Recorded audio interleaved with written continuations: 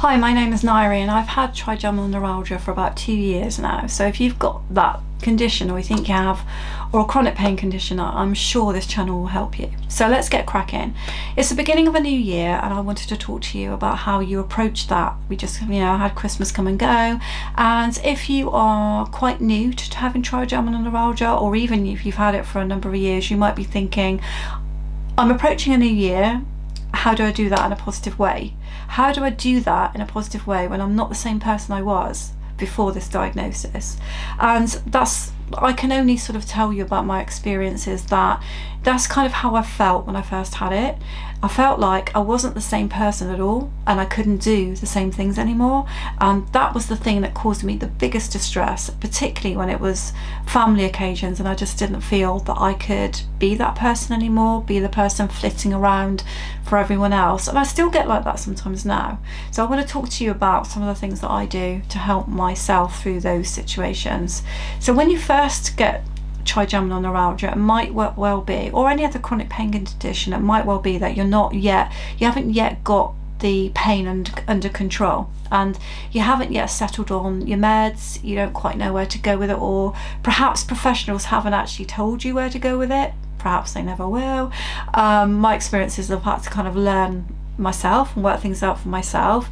But in the beginning I was in so much pain that I really couldn't do anything, and I didn't know what to do because all the things that I used to do, I just couldn't do them. And I had a conversation with someone from Trigeminal Neuralgia Association. I'll just show you some information about that in a minute.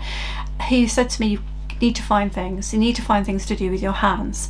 And I've mentioned this in other videos that hobbies are really important to you. So as you come into a new year, my advice to you would be not to think about what you can't do anymore. And I've heard this said from people who are suffering from very serious illnesses. Don't think about what you can't do, think about what you can do, however small that is. So even if your day consists of very little indeed, the only thing that you can do is make yourself some lunch one day, but the day before you couldn't, and then the next day you can, that's an achievement. And if you can record those achievements, that's even better for you, because you look back, and if you find like me that actually your situation does improve, because it might be frustrating for some of you to know, but I'm actually in a much better place 2 years on. And if you're not in that place, that could frustrate you to hear that from me, because you might feel like you're never going to get there. But I'm in a much better place, and I can see, looking back on these videos, actually how much progress I've made, and that it is possible. So every day is a new day. Every year is a new year. So try and find things that you can do. So some of the things that I've been doing is going back to almost childhood hobbies, to be fair. So I started painting again. I've started doing decorative planning and journaling. And there are other things as well, aren't there? Like low-level gardening, low-level organisation of your house, just social media if it gets you through the day. Watching favourite telly programmes if it gets you through the day. Anything that takes your mind off of the fact that you're in chronic pain. Because with my TN, mine's more like TN2 with elements of TN1. So when I'm having a flare up, the pain's there most of the time, and I know when it's going to come on, and so I don't really have breaks where it's not there. So don't wake up in the morning with any plans of what you are going to do if you're in a lot of pain all the time, or a lot of the time. Just wake up in the morning and know that there are some options for you to do if you do feel well enough to do it. Find stuff that you can do with your hands to distract you if you can from that pain, and try to realise that every day is different with trigeminal neuralgia or chronic pain. So some days you may be able to do stuff and you do quite a bit for you. Other days you might not be able to do anything. And again, that's something that I used to find really frustrating, because one day I'd have a good day and maybe I'd be up out of bed and I might actually get through a day not being in bed or not having to lay on the bed, and then the next day I could be laying on the bed all day. And I could never get across to people how that was feeling for me, because family might come or an event might happen and I might be there, and somebody would go, oh, so how is your trigeminal neuralgia then? So I remember going to a wedding and I was actually dancing, at the wedding.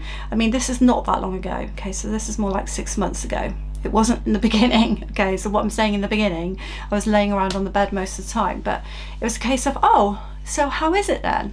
And I had to try and I always have to try and explain, well, it's okay, I'm not doing too bad today. I think part way through the wedding, I kind of had a bit of a lay down somewhere, I think. The next day though, well, I couldn't do anything, nothing at all. So I think it's really, really difficult with any hidden disability, like hidden pain conditions, because people do not understand, and they never will understand if they don't have what you have, or they've never been through chronic pain. So don't worry about them.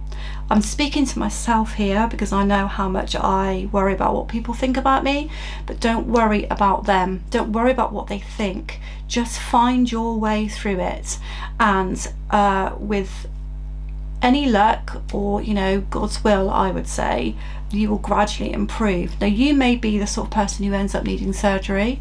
You might need a higher level of intervention than me. I've managed to control mine by going on carbamazepine and having a high dose of that down to a lower dose, and I'm kind of like on a maintenance dose, and I'm getting through.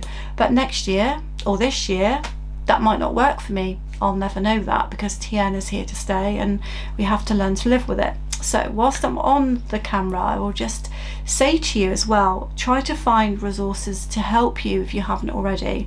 There are 2 Facebook groups that I know of. I think one is called Facial Pain Association, and one is something like an official, you know, Trigeminal Neuralgia group on Facebook. Just try and seek those out. I'm sure there are more, but those are 2 bigger ones that I know of. If you're in the UK, there's something called the Trigeminal Neuralgia Association, and they come out with a book every month. And what I'll do as well is they've recently started up a channel. It's more formal than mine, because obviously I'm chatting away with you. It's more formal, but I'll link the channel. It's a UK organisation. I'll link the channel in my description below, and you can go over and subscribe to them. And they come out with a booklet. I can't remember how often I get this, to be honest with you, a members magazine. This says winter. I think it's a few times a year, and it's just, it has stories of people in there. Recently they did something where they were drawing the trigeminal nerve on the face. I thought it was a bit, yeah, I don't know, it's very graphic. It's very graphic, and I must admit, sometimes when you go onto the channels and you're trying to learn about trigeminal neuralgia, what you find is very medical and it's very graphic. And what I will say to you, if you're new to my channel as well, try to avoid giving advice to other people about what you're doing and what works for you, because I can tell you it is so diverse, the disease, and I feel like sometimes people are asking me medical questions and I can't answer them, because I can only tell you about my experiences. And I'm hoping that explaining how I live with trigeminal neuralgia and the things I do and the things that I found difficult, things that make life easier, are going to help you. But I can't tell you what level of meds to go on. I can't tell you 100% if certain things make it worse or better. I can only tell you what I find. So I hope you do find it's going to help you. Subscribe if you want to. I always publish around about once a month, not really much more than that, and I'll see you on Let's Face It Together. Thank you.